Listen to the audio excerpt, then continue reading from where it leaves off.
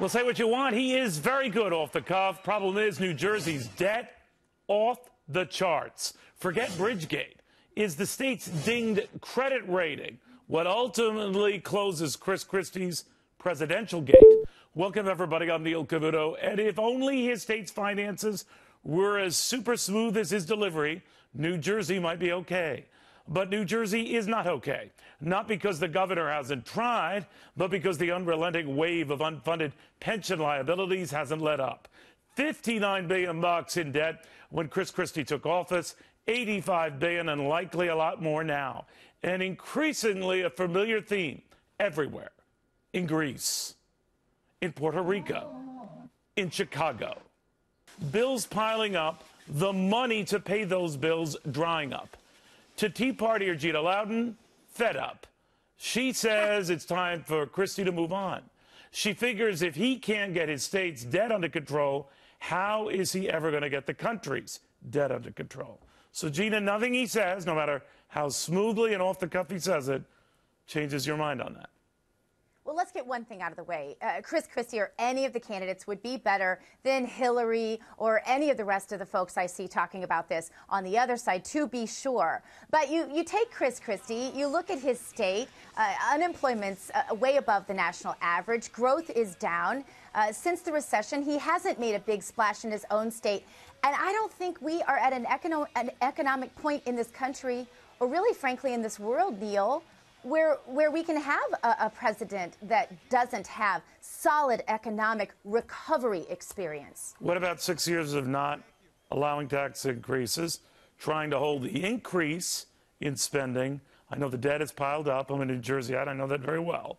But does that count? Does the asterisk that he's dealing with a Democratic legislature where a lot of his opponents are not make any difference? I mean, the problem is all economic indicators put New Jersey in one of the last slots, 46th in the nation in growth, in job growth.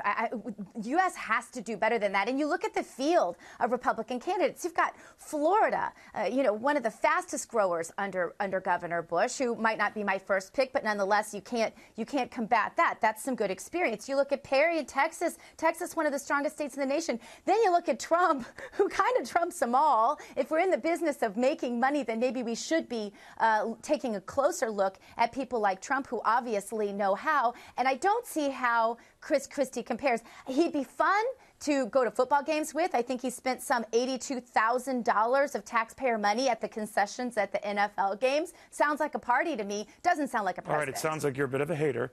But Larry, I guess what I'm asking you is, to get past stuff like that, and very real solid stuff, the economic stuff you alluded to, the debt and all that, but that extemporaneous, off the cuff, in-your-face delivery in a maverick state like New Hampshire that has had a history of rewarding those the mainstream press has either dismissed, Bill Clinton comes to mind, or given up for lost. Eugene McCarthy in 1968 comes to mind.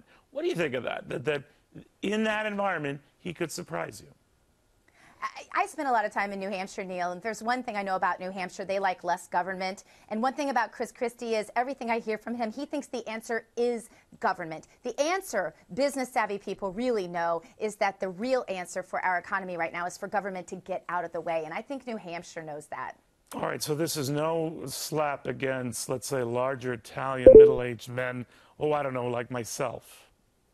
No, Neil, I said I love his foodiness. I want to go to an NFL game with Nosh with him for sure. All right, very good. Just not to run your government. Gina